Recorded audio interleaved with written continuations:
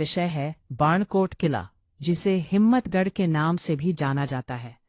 यह किला केवल एक ऐतिहासिक स्थल नहीं है, बल्कि कोंकण के समुद्री इतिहास और मराठा शौर्य का प्रतीक है। बिल्कुल सही कहा आपने।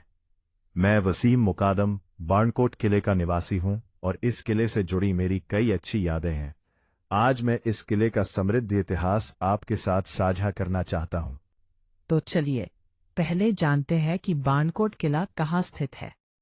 यह महाराष्ट्र के कोंकण क्षेत्र में सावित्री नदी के मुहाने और अरब सागर के तट पर स्थित है। सही कहा।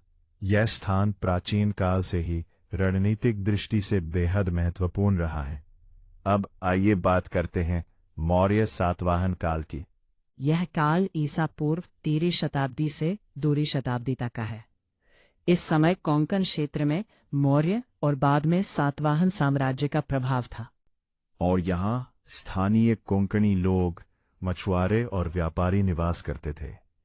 लेकिन इस समय बाणकोट नाम का कोई प्रत्यक्ष ऐतिहासिक उल्लेख नहीं मिलता।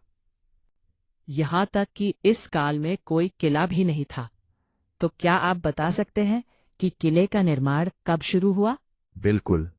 प्रारंभिक मध्यकाल में, यानी 6वीं से 8वीं शताब्दी के बीच, इस क्षेत्र में विभिन्न स्थानीय शासकों के अधीन रहा। तो क्या इसका मतलब है कि किले के निर्माण की नींव इसी काल में पड़ी? जी हाँ। इसके बाद 9वीं से 10वीं शताब्दी में शिलाहार वंश ने यहाँ किले का निर्माण शुरू किया, जो बाणकोट किले का वास्तविक इतिहास है। यहाँ से बाणकोट किले का नाम भी आया, जिसमें वन का अर्थ जंगल और कोट का अर्थ किला है। बहुत सही। फिर 14वीं से 15वीं शताब्दी में किला पहले बहमनी सल्तनत और बाद में बीजापुर की आदिल शाही के अधीन आया। उस समय किले की दीवारें मजबूत की गई और इसे समुद्री निगरानी के लिए एक अहम केंद्र बना दिया गया। अब आइए बात करें 17वीं शताब्दी की, जब छत्रपति शिवाजी महाराज ने इसे जीतकर हिम्मतगढ़ नाम दिया। यह किला कोंकण तट की रक्षा के लिए अत्यंत महत्वपूर्ण बन गया।